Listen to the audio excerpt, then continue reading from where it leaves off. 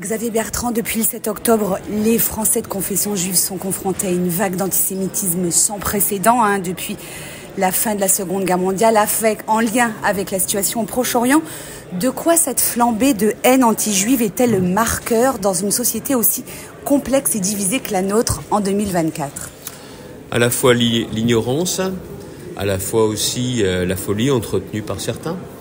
Mais cet antisémitisme n'est absolument pas une fatalité. On a connu effectivement des moments dans notre histoire qui ont été des moments clés, des vrais marqueurs de l'antisémitisme. Il n'y a aucune fatalité à cela, mais il faut se battre, il faut le combattre. Et aussi, c'est un non-juif qui vous le dit, c'est un combat qui concerne tout le monde, vraiment tout le monde. Vous savez, j'avais été très marqué par ce qui s'était passé à la synagogue rue de la Roquette à l'époque, où ceux qui étaient devant la synagogue, qui voulaient l'envahir, criaient mort aux juifs, mort aux mécréants.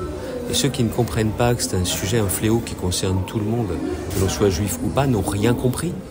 Et il faut se battre pour le faire reculer, que ce soit à l'école, que ce soit dans les familles, que ce soit en utilisant le code pénal, en investissant de nouveaux terrains, notamment les réseaux sociaux qui sont bien souvent un déversoir de haine. Il n'y a aucune fatalité à voir ce fléau s'installer, ce fléau progresser. Aucune, mais il faut se battre.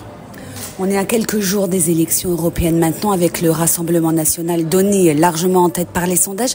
Qu'est-ce qui aujourd'hui vous paraît le plus menaçant pour la cohésion de notre société française ? Les extrêmes, tous les extrêmes. Vous dites le Front National est en tête, mais pourquoi ? Le président de la République a réussi à faire de ces élections européennes un référendum anti-Macron. Et vous savez, le score des extrêmes, le score du Front National, c'est juste le révélateur de l'exaspération des Français. Rien de plus, rien de moins. Nous sommes dans un pays qui va mal et les extrêmes vont bien quand le pays va mal, quand les Français vont mal. Aujourd'hui, au moment où on parle, sont certainement ceux qui captent cette colère, mais la colère n'a jamais fait un projet de société, la colère n'a jamais justement donné le moindre espoir.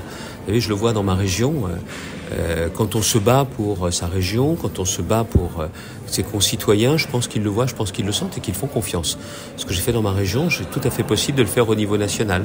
Il faut avoir les pieds sur terre, faire preuve de bon sens et surtout bien comprendre que les fléaux qui menacent notre unité sont des fléaux terribles. Et encore une fois, il n'y a aucune raison de les laisser s'installer. Aucune.